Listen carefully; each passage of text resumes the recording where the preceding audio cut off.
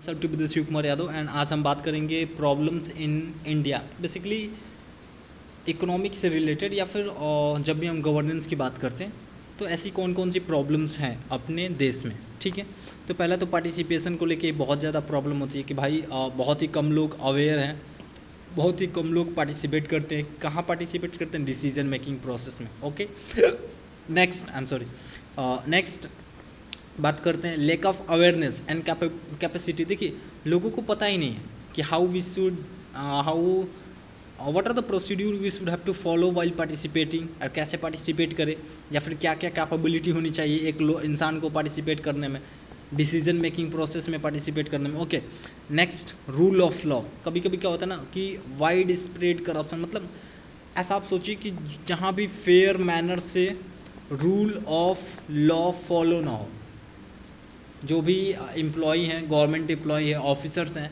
If they are not going to follow rule of law तो chances बहुत ज़्यादा बढ़ जाते हैं करप्शन के। ओके, ट्रांसपेरेंसी की बात करें तो ट्रांसपेरेंसी में अगर ट्रांसपेरेंट सिस्टम नहीं होगा तो करप्शन के यहाँ पे भी चांस बढ़ जाते हैं।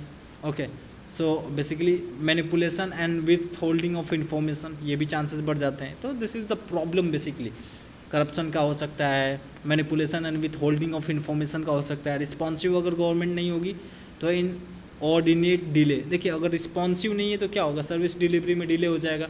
इन्फॉर्मेशन जो भी आरटीआई फाइल होता है उसमें क्या होता है कि इन्फॉर्मेशन गवर्नमेंट को प्रोवाइड करनी होती है with in 30 days. So at that time क्या होगा? डिले होगा सर्विस डिलीवरी में अगर रिस्पॉन्सिव नहीं होगी तो। Consensus orientation, divisive social norms. देखिए जो भी प्रॉपर सोशल नॉर्म है ना उनमें क्या होता है ना कि प्रॉपर तरीके से वो फॉलो नहीं होगा। ओके, इक्विटी की बात करें, concentration of wealth and opportunity. ठीक है, इक्विटी मतलब क्या होने लगेगा कि मान लीजिए एक समाज है और एक इंसान है, तो एक इंसान के पास ज़्यादा पैसा रहेगा, समाज में लोगों के पास कम रहेगा। मतलब there is a concentration of money और कॉन्सेंट्रेशन ऑफ वेल्थ।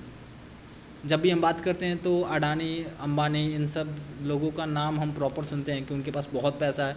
वहीं पे हम बाकी समाज को देखते हैं जिनके पास बहुत ही मिनिमम पैसा है, जिसको हम मिडिल क्लास फैमिली बोलते हैं। ओके,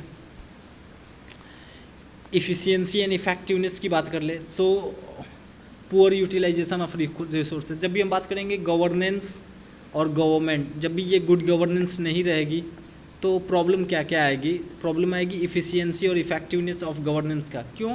क्योंकि उस समय अगर वो इफेक्टिव नहीं रहेंगे तो क्या होगा? Poor utilization. मान लीजिए कि पुअर यूटिलाइजेशन ऑफ रिसोर्सेज। कैसा रिसोर्सेज? मान लीजिए जो आपने टैक्स पे किया है, जो लोगों ने टैक्स पे किया है, उसका प्रॉपर यूटिलाइजेशन नहीं होगा for the developmental purpose. Okay, तो ये भी एक प्रॉब्लम है। अकाउंटेबिलिटी की बात कर ले, सो नेक्सेस अमंग द अथॉरिटी। देखिए अगर गवर्नमेंट अकाउंटेबल नहीं होगी, मान लीजिए कोई ट्रेजिडी हुआ और वो ट्रेजिडी मान लीजिए कि इन्वायरमेंटल कहीं ब्रिज टूट गया, ठीक है, तो उस समय क्या होगा कि गवर्नमेंट को रिस्पॉन्सिबिलिटी लेना होगा कि हमने जो ब्रिज बनाया वो प्रॉपर या तो मॉनिटर नहीं हो रहा था या तो उसमें इंफ्रास्ट्रक्चरल कुछ प्रॉब्लम था। ऐसा कुछ अकाउंटेबल होना चाहिए। जो भी अपना काम कर रही है, they must have to be accountable to the people, accountable to the institution, all that who are engaged in that. Okay, so this is all about the problems which is faced in the governance or in the our country while delivering the service. Okay, so this is all about. Thank you.